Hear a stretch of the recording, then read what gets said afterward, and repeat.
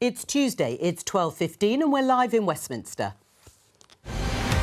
Labour and the Conservatives continue to trade blows over tax. Keir Starmer says this. Look, it would be foolish to write 5 years' worth of budgets before going through to 2029 but you do realise on air. We'll be asking both parties if their claims on tax really add up. Also today, Rachel Reeves says she wants a better trading deal with the EU. What would that look like? And is Boris Johnson going to make an appearance on the campaign trail? Joining us today, Science Minister Andrew Griffith, Shadow Chief Secretary to the Treasury Darren Jones, former Conservative advisor Henry Newman and Novara Media's Ash Sarkar. This is Politics Live, Election 2024.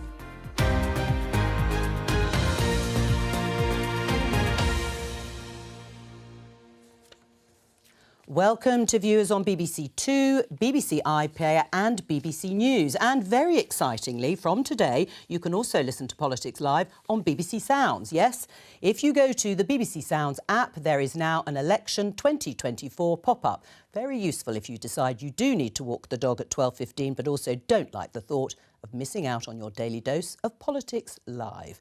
Let's start with this headline. In the Daily Telegraph, you heard in the headlines, Tories turn to Boris Johnson to counter reform.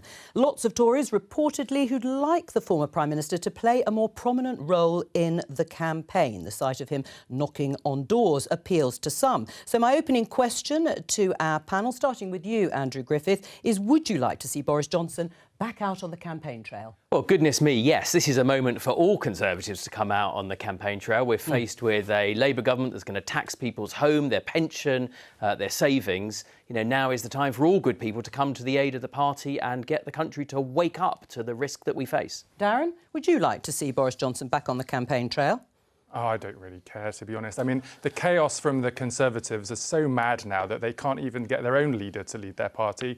They want someone that was kicked out of Parliament for lying to come back and try and help steer the ship in the right direction. I mean, it's ridiculous, isn't it? Well, as I say, what is ridiculous, actually, is to present to the country an agenda that's going to change the Constitution so you can be in power for a generation, to not be truthful and honest about the tax rises that you're proposing. We'll come on to that. And I know you're a sensible person, so perhaps you'll tell us more about what the tax rises Boris Johnson? are going That's what I asked to you be. about. Boris Johnson, is it not ridiculous? You need a failed leader to come back because your current leader's too rubbish? Well, as I say, it's great to have as many Conservative voices out there. This is a moment. He's very good. This is a moment when the country desperately needs to wake up to the impending risk of a Labour government, possibly with a supermajority. Very good. You used to work for Boris Johnson, didn't you, Henry? Would you like to see him out on the campaign trail? I think we need the Conservative family back together on this campaign. I think it'd be great to have Boris Johnson out campaigning. But I also think Boris Johnson has been making the case of the danger that a Labour government would pose for the country. He's written in the Mail, in his column, about the tax rises that are inevitable with the Labour government. I think we have heard the Labour Party try to rule out some tax rises, not yet CGT rises. Capital gains tax, yeah, we're going to get... Capital gains taxes on small investors who would face huge increases in their investments and would encourage people to divest out of those investments. I can't hold you back, can I? Any of you about the tax debate. But on Boris Johnson, what's the benefit? Well, I think he's a campaigning superstar. Of course, Boris Johnson should be on the campaign trail. Ash? Are you going to pull the knives out of his back before you get him on telly again, or what? I mean, it's ridiculous. You defenestrated your own party leader. Right? No, so I'm talking about the Conservative Party more broadly. You defenestrated him because he was tanking in the polls because of his conduct while in office. And now you're going to stitch Charles I's head back on and sort of parade him around like a little puppet. It's a gimmick which reeks of desperation, quite frankly, and I can't wait to see it. Andrew, do you want to respond? No. As Henry said, you know, we need all good Conservative communicators out there. The real danger in this election is people sleepwalking into a government that will perpetually continue to increase taxes. And by the way, every Labour government has left office with higher unemployment than when it arrived. Right, well, I failed at keeping you all back off the big tax question, so let's get to it. Because for several weeks, as you can hear again, if you're watching the programme, there has been this sort of toing and froing, the main parties arguing about the others tax and spending plans not adding up, with various claims and counter-claims. Now, this morning, Keir Starmer, the Labour leader, was asked during an LBC phone-in whether there will be council tax rises under a Labour government if the party win on the 4th of July. Let's have a listen.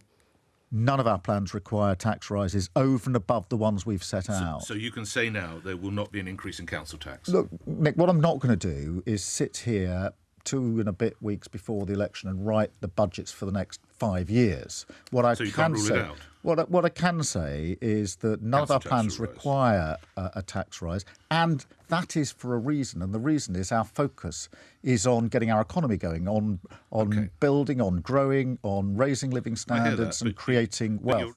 Yeah, so you can see the Labour leader there being put under pressure to answer yet again whether he will raise or expand on council tax rates. This is the headline in the Daily Mail. Labour scrapping inheritance tax relief on farmland would devastate agriculture industry, so says the Environment Secretary Steve Barclay. So let's start with you, Darren. Can you rule out increasing council tax if Labour win the election, or scrapping this inheritance tax relief on farmland? Look, I should start bringing around the tax code books with me. There are about probably 50 tomes of the thing. We've been very, very clear. I mean, let's just start as to why the Conservatives keep raising this. It's because they're in such a desperate position. They can't even talk about their own policies. They're just trying to scare people.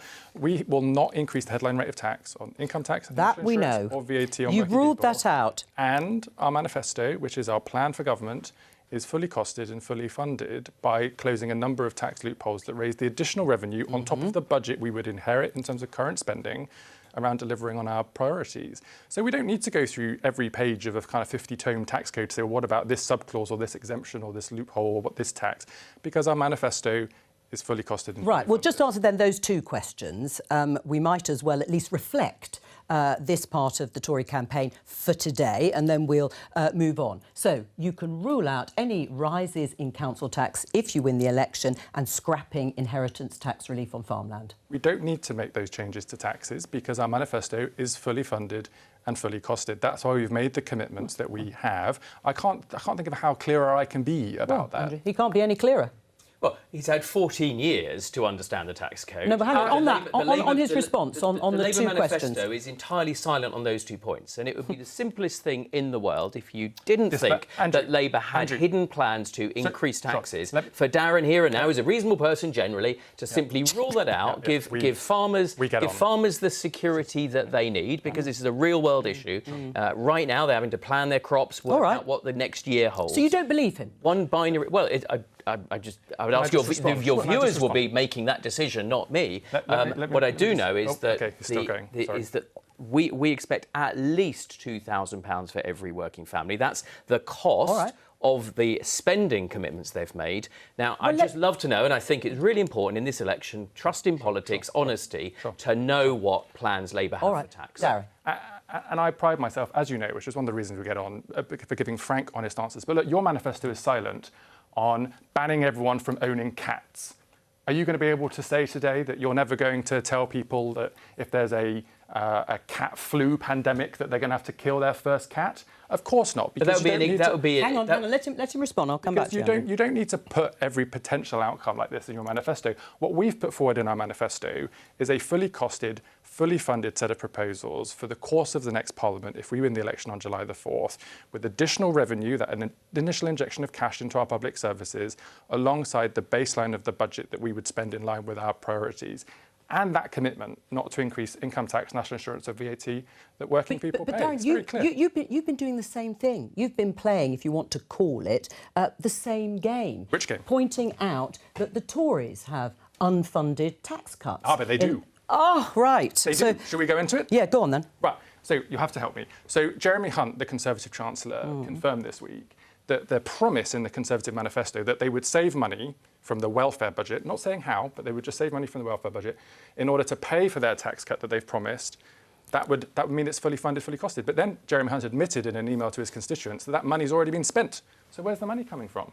Well, you understand. I think you're a more sophisticated person than you portray, Darren, because you understand that this Conservative government has significantly tried to reform the welfare system. The welfare spend will continue in the OBR's forecast to increase let me finish, I'll let you finish. Will increase and increase until it gets to £90 billion per year on hard-working taxpayers. And you want to save £12 billion? What our manifesto talked about last week, and it's not therefore in the baseline because it was only announced last week, is a £12 billion saving over the life of that from reforming the welfare system, getting people back into work. The Labour manifesto has nothing in terms of welfare reform. It allows the welfare bill to continue to increase. What's wrong with that, Darren?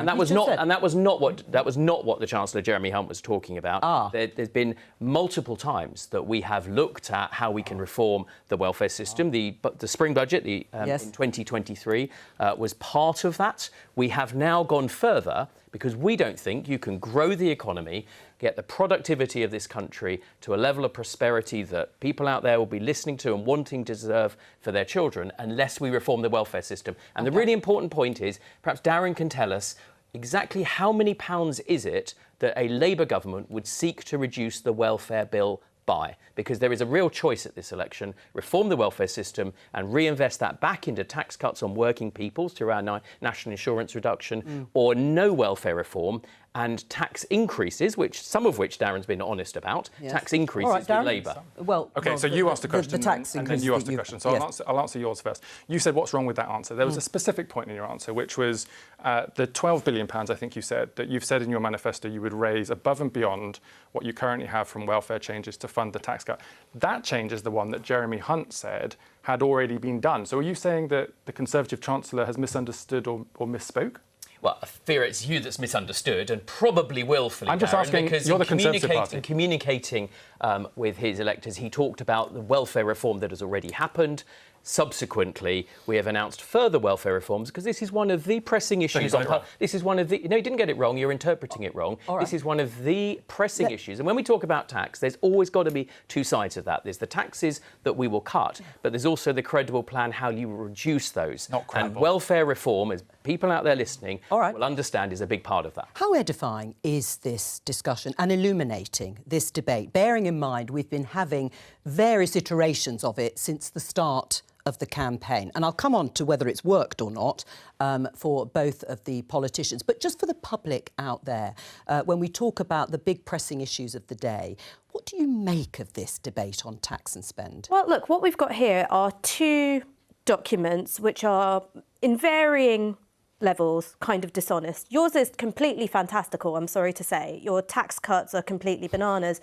And when it comes to the Labour manifesto, there's a lot that you're not saying. What you're not saying is what you're going to do about the planned £10 billion to £20 billion worth of cuts, which were already announced in the March budget. Will they be going ahead? Will they not be going ahead? Your tax and spend plans are tiny. Now, what I think you guys are going to do, you don't want any headlines which say Labour are going to raise tax. What you're waiting to do is maybe pull some rabbits out of a hat, maybe do some reforms to capital gains, maybe you're going to fiddle around with the Bank of England rules, because lots of your plans, for example, around retaining staff in the school system or retaining staff in the NHS, that's going to cost you money. And you know that, and I know that. What the manifesto's job is to get you over the line for the election. It's not actually a plan for government. You might say it's smart politics, but it's fundamentally dishonest with the country. Henry? Going back to your opening question, I don't think it's an edifying debate, but I do think it's illuminating. OK. I've worked in politics for about a decade and a half, and I listened carefully to what the Labour front bench has been saying, and Keir Starmer this morning. They said very clearly they have no plans to raise capital gains tax. They also said, we don't need to do this. This is politicians speak for a plan to do so. We know, as Andrew was saying earlier, there's about £2,000 already that we know of from Conservative estimates of the tax bombshell that would come from a Labour government. And if Darren wants to rule out raising capital gains tax, he can now. This bizarre diversion about killing cats. He has the opportunity. He's sitting here in your studio. It was slightly bizarre. It was weird. You could say, we're not going to raise council tax. You could say, we're not going to raise capital gains tax, but you're not. Are you? Just on the very basis of, on the very issue of plain English, Like, if I say I have no plan to do something, you can't then say, but what you actually mean is you've got a plan to say something. But I've been very clear that I have no plans But the reason that's in the ether is because Labour advisors conservative are No. There are Labour advisors briefing that actually we could raise the capital gains tax levels to the same level as income tax. No, there isn't. There have been. I mean, read the papers very carefully. By the way, it wouldn't be a bad thing. It would mean that you're taxing. It means you're taxing investments at the same level that you're taxing work. So capital gains tax is not indexed. So you could have a cash increase, but not a real terms increase, and you'd be taxed on that. That would be a huge disincentive for investment all over the country. And the Labour Party is saying they need investment to grow the economy. Policy back in the 80s, the Tories used to support that. It's not a crazy well, after this sort of discussion and getting your reflections, Henry and Ash, if you just look at the outcome so far in terms of the polls, because we followed the polls during the campaign, you have attacked Labour on their hidden, secret tax plans for 3.5 weeks. The polls have stayed exactly the same. They're still 20 or so points ahead. Do you accept it's not working? Well, no, because the election hasn't happened. Not a single vote has. But on the polls, would you say it hasn't moved the polls? And my experience on the doorstep is that people are very uncertain what a Labour government would do. They hear, some taxes being ruled out, many others that would impact their lives, including council tax, a tax on every single person's household income, not being ruled out. And they, like us, are trying to get to the bottom of it. Reasonable people trying to get a reasonable answer to a reasonable question. Right. And it is intensely frustrating and a little bit edifying. But it hasn't moved. Darren knows this because he's been sent out to bat to do this, that he can't ask... He's come on willingly. Can't answer a straight question on something like, will Labour change the thresholds for council tax? Will they introduce extra bans for high-value properties? Will they put up the council tax rates? Darren, why are you allowing yourself, as the Labour Party, who want to be the next government, to be almost sort of harangued and bullied on a daily basis into answering these questions? You're 20 points or so ahead in the polls. Why don't you just dismiss it? No, I don't feel bullied. I'm very happy to answer But you're these questions. You're boxing yourselves in, you're ruling this out, you're planning not to do that. You could be Chief Secretary to the Treasury if you win the election. You're going to have nothing to do because there'll be no taxes to increase. I mean that in a slightly glib way. A nice problem to have. Look, we ruled out income tax, national insurance and VAT because we think that's really important for the majority of working people across the country because they've been taxed so much under the Conservatives. That's why we've done that. But the thing that's unedifying about this debate, and the reason we keep having this debate every day, is because the Conservative Party's run out of ideas. They're not here today saying to people at home, if you elect a Conservative government, this is what we'll deliver. They're just running around shouting, saying, oh, look at scary Labour, don't vote for them, it would be hideous.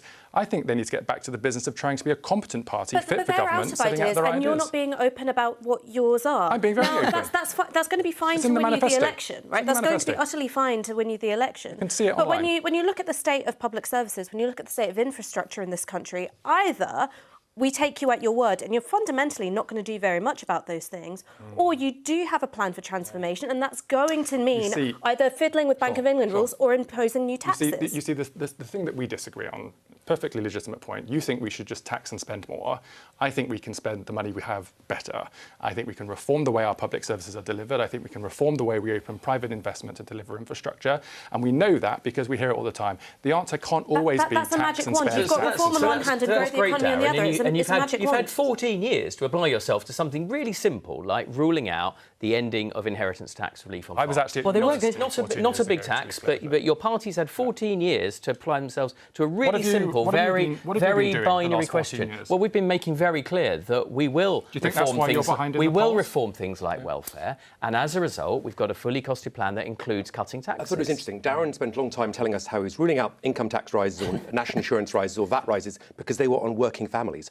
What does he think council tax is? If he wants to sit here now, he could rule out changes to council tax. He's not doing that. He's not doing that because he knows he wants to keep that option open in case he's Chief Secretary and in case he. And is that wise? Well, if I was a Treasury civil servant, I would advise him to do that. But I don't think I think the danger for the country is, listen carefully to what he's saying. He's not ruling out council tax changes. If there's a Labour government, they will make those changes to council tax. It's lovely, isn't it, how many people would like to speak for me today? But who has raised council tax? Well, you're not saying it. Who has raised council tax to its highest level in the last few years? Who's done that? So that's not correct. Council tax is lower on the average household in Band D. Conservative government. No, that's not true. In one band. In one band. Band D is the typical band at which you compare. It is. I did work in the civic department on this, so I do know. Up under the Tories. Can I ask a broader question? Because one of the things I think you can both agree on, having looked at both the manifestos, is that under either a Labour government on July the 5th or a Conservative government, the continued freezing of income tax thresholds will mean the overall tax burden will continue to rise until 2028,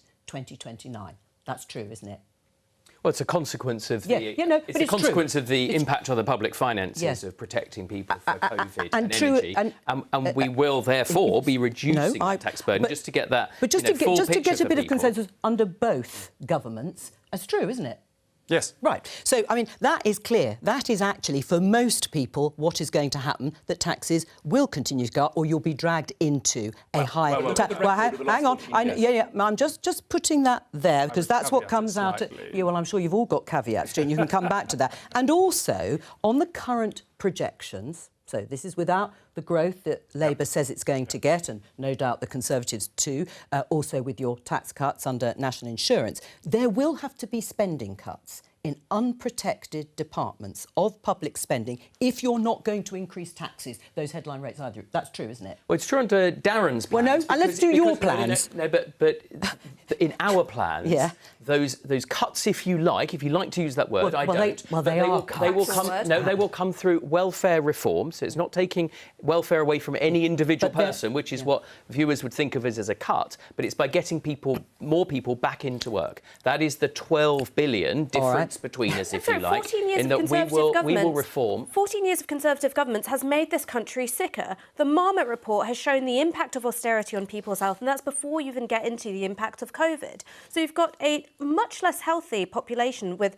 much higher care needs, and now you're saying, oh, we're going to force all these people back into work after they've already been impacted by previous welfare cuts. This is fundamentally dishonest. There is not that much money to save. In fact, there is a need to invest in social care, invest in healthcare services, so we can end up with a healthier workforce. You guys don't... We are investing in health. There's a huge amount more money going to health than in 2010. That's because the population gets bigger. There's absolutely more... That's not true. The proportion of the GDP going into public healthcare has increased since 2010. I think the other interesting thing on tax is the proportion of tax paid by the richest was about 50% in 2010. It's now nearer to 60%. That is a significant change. We've moved the burden of taxation off lowest paid, off the middle class, and more into the richest. That is a huge shift. Well, in terms of public attitudes towards whether or not they want to pay tax, now, I suppose nobody necessarily wants to pay more tax, but in terms of funding better public spending, findings from the British Social Attitudes Report, which was published last week, show that even though taxation is now at a record high for the UK, many people still seem to regard the state of the NHS as a more pressing problem than the level of taxes. 46%, not a majority, but 46% say that if forced to choose, the government should increase taxes and spend more on health, education and social benefits. Does that surprise you? I think we are spending more on education and health. I think it's even more. Because if you look at survey data, people often talk about the desire for more specific spending. And if you actually present them with the tax bill, which will happen under a Labour government, when those council tax letters land on your doorstep and you're paying more for your council tax, then I think people will begin to think, not so sure about this. And by that point, it might be too late. Ash? OK, so on council tax, just very quickly, I don't necessarily think that Labour are going to reform the bands, because what that's going to do is lump renters and tenants with a very, very big council tax bill. I don't think you guys are quite that stupid enough to do that, but please don't prove me wrong. Thank you. He's certainly reserving the right to be that stupid. The second thing is about the choice between lower taxes and more investment for the NHS in particular. The thing about the NHS is that everybody does have to use it. Even if you've got private health insurance, you have to go to the NHS for A&E, you've got to go to the NHS for intensive care. People want that to be run well, they want it to be adequately funded, and it is just abundantly true that it's not. You have to wait hours for an ambulance, even if you're in a critical medical emergency. So of course people say, I want to cough up. Should working people's wages top that up? No, it should be drawn from wealth tax and inheritance taxes. Right. Can I just pick up on one other thing that I think both of you mentioned, and that is whether or not the manifestos are radically different in terms of Conservatives and Labour when it comes broadly to tax and spend. Now, there is one issue that is certainly agitating many in your party, but also across the political spectrum. John McDonnell, the former Shadow Chancellor, says 40% of children in my constituency live in poverty and 4 million nationally. In its manifesto, Labour committed to tackle child poverty, but not to scrap the two-child limit. If elected, I will work to ensure that scrapping this cap is in Labour's first budget with amendments if necessary. Now, I know you've sat on this programme before, Darren, said, yes, this is something we would very much like to do. It sounds like it's something you will do if you win the election pretty quickly. Well, it is something, of course, we would like to make progress on, but it will be subject to being able to afford to do that. And that means, finding the money within the tax revenues to be able to pay for that. What John is referring to there is our commitment to a broader child poverty strategy that looks at lots of the different issues that spiral families into poverty, whether that's around access to food or having a roof over your head. And yes, there's more that can be done, but those first steps we think are an important place to start given the fiscal constraints we're in at the moment. I mean, what do you say, though, to people in your own party that say, if you are a Labour government and you can't even scrap the two-child limit, then what is there that differentiates you from other parties? Sure, and look, tackling child poverty is always a commitment for those of us in the Labour Party. For many of us, it's a personal experience that drives us here in the first place.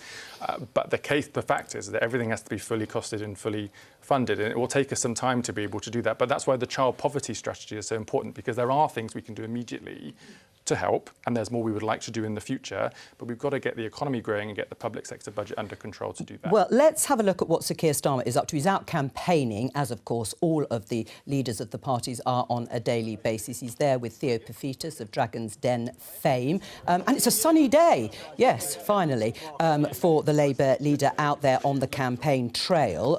While he, and you can see the pictures of him there, let's take a look at this headline from today's Times newspaper and talk about Brexit, because the EU would demand fishing access for Labour's Brexit deal. Now, this is in response to the Shadow Chancellor, Rachel Reeves, who has spoken about breaking down EU trade barriers if Labour wins the election. Would you agree, Darren, to access to fishing being put on the table for discussion with the EU in order to improve the UK's trading deal?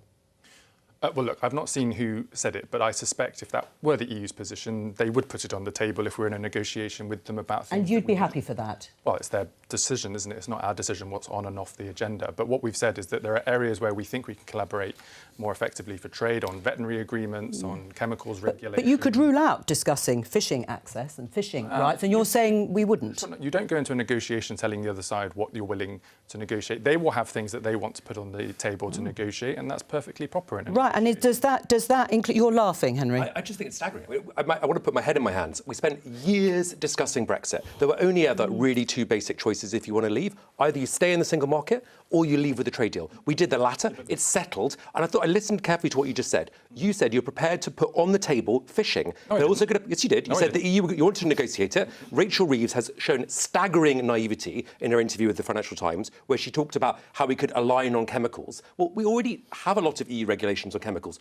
The EU won't care whether we align or not. Either you're going to go closer in and you're going to enter the single market, or you're going to accept to be a rule taker, which the chemicals industry don't want to do. I think this is just bananas. Like you're basically sitting there and saying you're willing to accept a negotiation on free movement and you're willing to accept a negotiation on fishing. You literally just said that. Well, but part of the free... You think it is, you know? Right, well, hang on. I really want the chemicals to be less regulated. Well, we'll come on to that, but let Darren answer. Well, just to push you, I didn't even say the words free movement, and I didn't say that we would be open to negotiating this. All I said is you should be careful when you're... No, you should be careful when you're quoting me and make sure you're accurate. What I said is that when you're in a negotiation with another party, that other party can bring what they wish to the negotiation. That is not me saying... You can also set red that lines. I'm willing... You could say quite clearly now in the studio, if you want we would never renegotiate on fishing. No. And please don't misquote me, because it's not very professional. You could say now, I won't accept to open up fishing. I've been very clear in what I've said. Now, what we have said and what Rachel has said is that the trade deal that you signed up to is not good enough. it is not good enough. And businesses have said it is not good enough, and it's restricting their ability to grow. That's why if we're going to get investment and growth back into the economy, we're going to have to improve on the dud deal that you left this country. There is no shame in that. It's not good enough because we wouldn't make those concessions on free movement and fisheries. You don't have to make that concessions. That is the product of that deal. You don't have to. Well, if you don't have to, then why didn't you establish them as red lines and rule them out? Well, now? because you were. If we looked at financial services, I was part of the discussions around the financial services memorandum of understanding. We've diverged relatively little from the European Union. One of the big points on divergence has been the ability for the UK to have its own solvency rules for insurance that the ABI said would free up £100 billion of infrastructure investment and investment in new green technologies. Now, are you going to forego that by saying, as Rachel seems to be, that you want to move back into regulatory alignment on financial services? No, very clear, yes or no, is that on the table or not? We haven't said that. We've said on chemicals regulation, on food, where we rely a lot on export from the EU into the EU market. We think in areas like touring artists, as well as on energy and security and defence, there is room to improve our relationship with the European Union without... How, if you won't put things that the European Union themselves are saying they want on the table? How would you do that? Well, just explain to our viewers what have been the main benefits of Brexit. How have they benefited? Well, aside from the ability, like every other sovereign country, to make our own rules and laws, just as Canada makes its own rules and laws, it sits next to the largust single market in the world. It has the ability to do that. Well, I'll give one, which I just gave to Darren, which is the UK rules. It's quite arcane, but it's very, very important because it frees up capital from our life insurance sector, from people's future pensions. 100 billion of capital that the ABI... Rachel talks to them a lot, I'm sure. The ABI say will allow them to invest 100 billion more over the lifetime of the next government. That was a clear point, one clear point where we diverged from the European Union. Yeah, but hang on. But in this election, the Conservatives haven't really talked about Brexit. Not Labour. I didn't think it was on the table in this election until we read that Rachel Reeves interview. But is one of the factors that you can't talk about the benefits and what's been delivered? During the pandemic, we saw the advantage of being outside the European Medicines Agency, where we got the vaccine secured. We had the fastest vaccine rollout in the whole of the developed world for any major economy. That was a very big achievement. But it's important that these things are about the future. The regulation of AI, the regulation of gene editing. How much into the future, Henry? Well, that means is don't focus on what we've done, focus on what we say we might do. It was always going to be complicated to unwind the knot. We've been a member for decades of the EU. But what I think is staggering is the Labour Party wants to retangle ourselves into a new negotiation. And they're talking about the costs of some of the disruption of Brexit.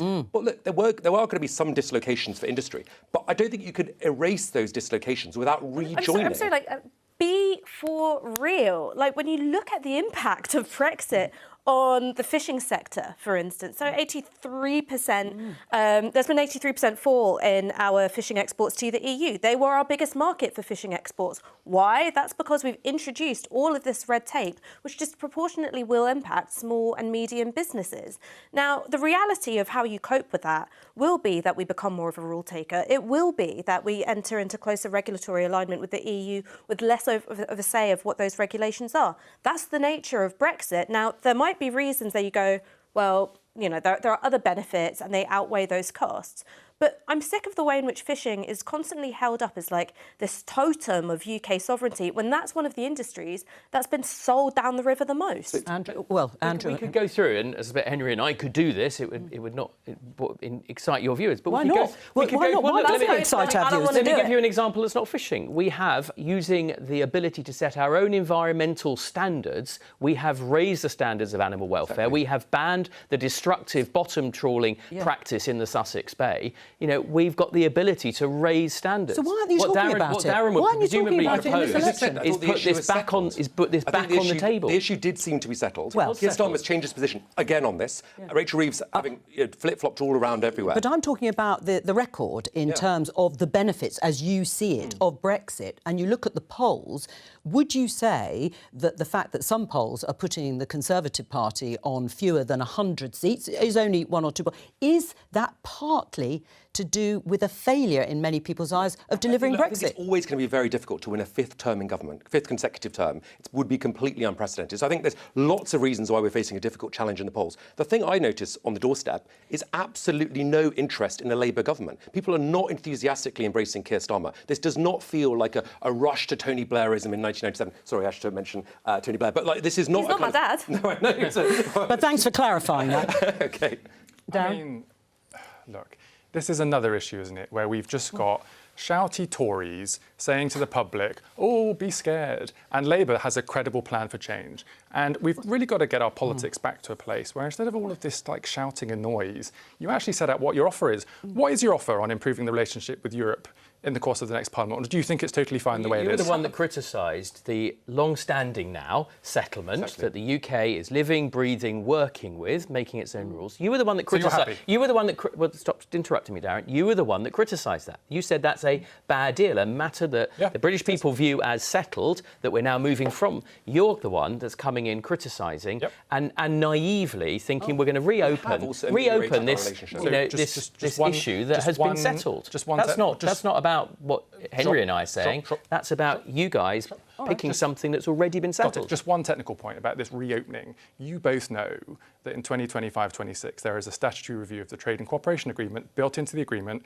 where the UK government will have to go around the table with the European Union and look at how the TCA is being implemented and how we might like it to be improved. If you win the election, you will have to go through that process in the same way that a Labour government will. If you do you think everything is fine? Or so free movement and fishing are our red lines. Okay, right. So there you go. That's clear. There's a clear difference for your viewers between our approach to that and yours. Do you want a wholesale renegotiation of that deal you've just outlined?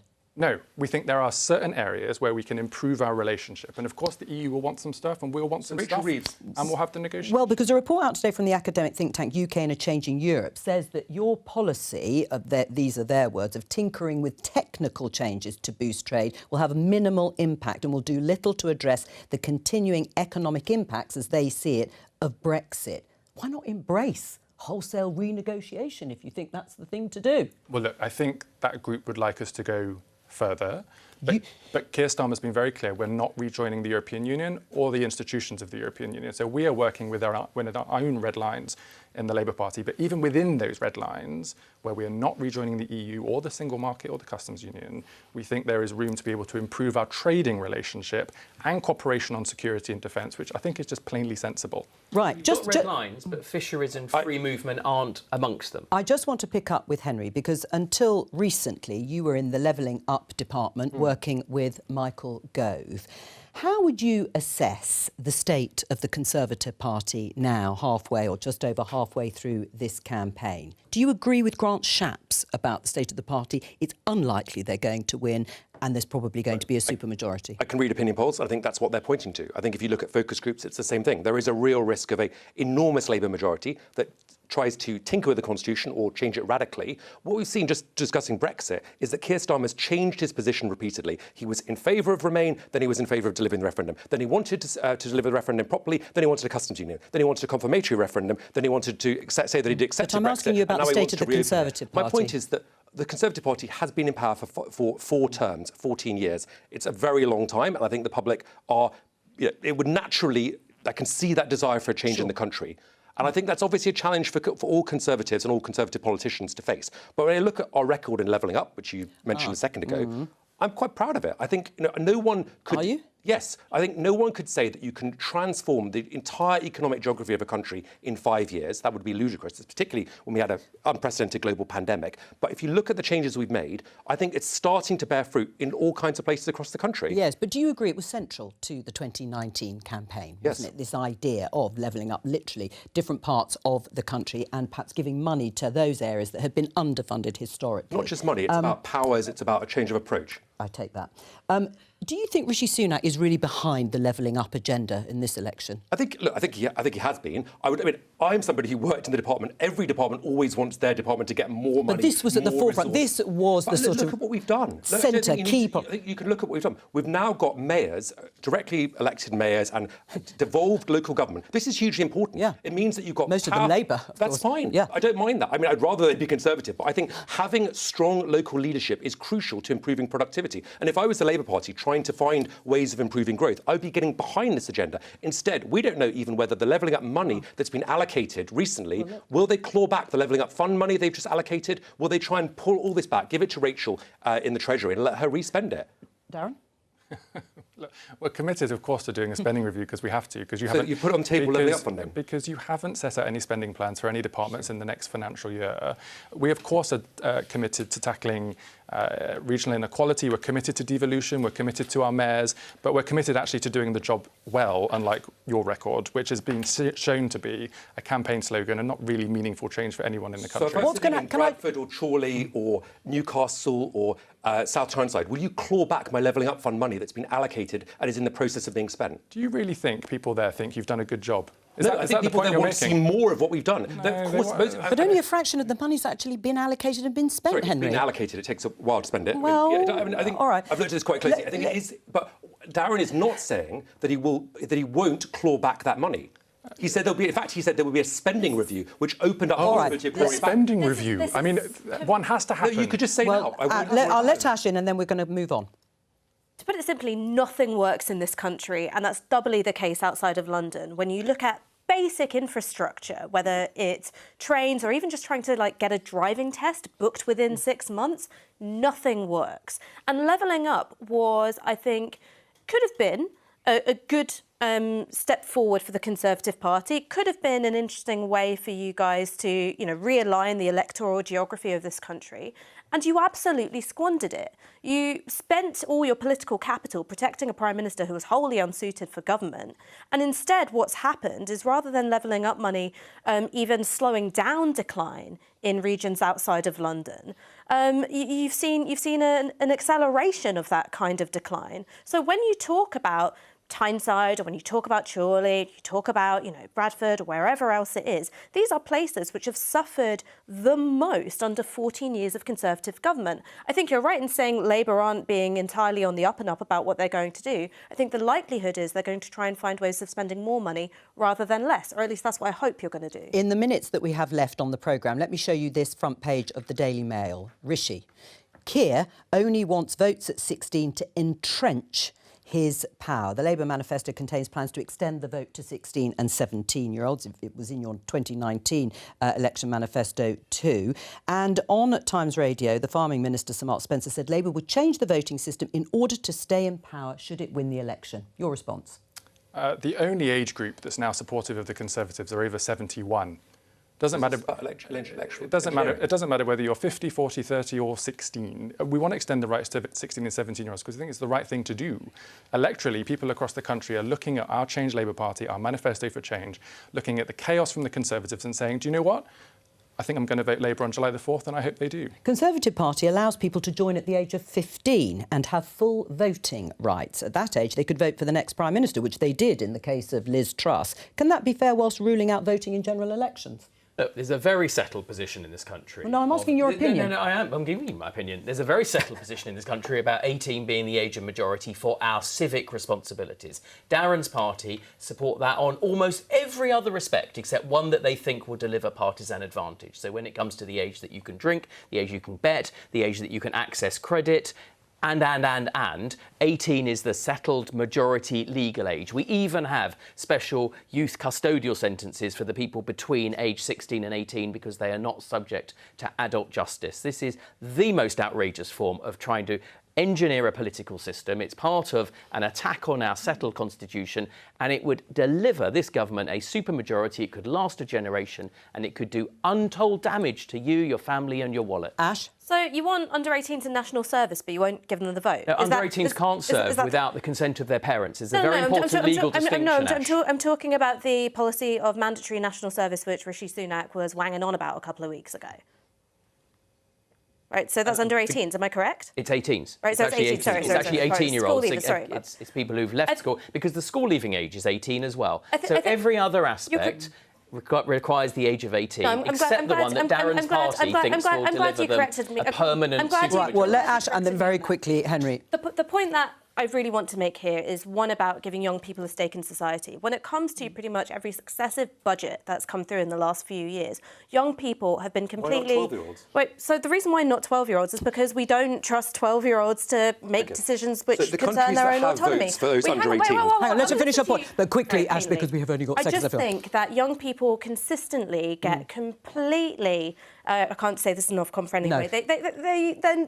They're hard done by budgets, and they should have a say over decisions that concern. And that is the point, because they do think, in terms of things like housing and rents, they're ignored. Of course, listen to young people. Who wouldn't think that? But it's Nicaragua, Cuba, Ecuador, Ethiopia, North Korea, Indonesia. These are the countries with votes under 18. And I think for this sort of big change, Scotland isn't a separate country, but the region of the UK, it does have that. And I think if you want to make these sort of big changes, put it to the vote, put a referendum. That's what we had in 2012 when we changed. There was a referendum on potentially changing the voting system on an alternative vote. It was roundly defeated. I think it is crazy to try and rig the constitution in your favour, so you're held in power. Well, the important thing is that you should all vote. And here are some of the deadlines.